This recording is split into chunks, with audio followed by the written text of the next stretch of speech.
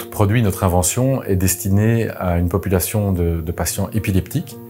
Il faut savoir que 1% de la population mondiale souffre de cette maladie et plus ou moins un tiers de cette population est réfractaire aux médicaments, c'est-à-dire que les médicaments ne fonctionnent pas. Ce qui a retenu l'attention d'Investsud dans le projet Synergia, c'est tout d'abord l'innovation du projet, le fait d'amener une technologie très innovante au niveau des patients.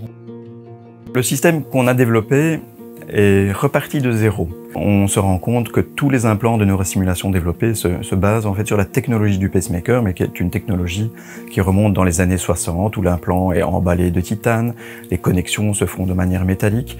On est maintenant dans un monde en médical d'imagerie, on est sur des thérapies qui sont d'ordre neurologique, donc on a besoin de cette imagerie, et on ne peut pas le faire, ou de manière très difficile parce que ces implants sont en métal, et que le mettre dans un appareil d'imagerie médicale, ces implants chauffent, représente en fait un danger pour le patient. Et donc l'implant, voilà, qu'on a développé, mais c'est celui-ci.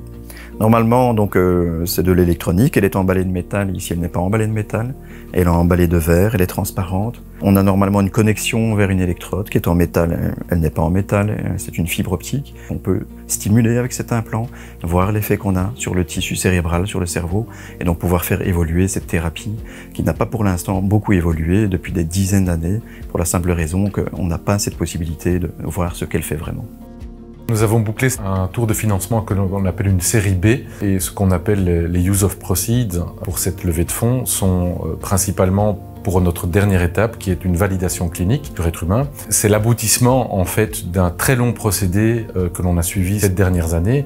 Le fait aussi que l'équipe soit vraiment très bonne, entre un fondateur scientifique qui est très bon dans ce qu'il fait et un autre fondateur qui est plus sur l'orientation business. On aime bien d'avoir ce genre de profil un petit peu combiné pour pouvoir gérer justement ces projets qui sont assez difficiles à gérer. Et le troisième point, c'est la force de l'équipe. Ils nous ont permis de rencontrer nos autres investisseurs, qui sont des investisseurs professionnels mais également publics. Et donc voilà, depuis 2018, nous sommes partenaires financiers, mais aussi professionnels avec Investude. Notre relation avec Investude est excellente, très supportive et je dirais même amicale. Ça fait 5 ans qu'on se connaît et on s'en lasse pas.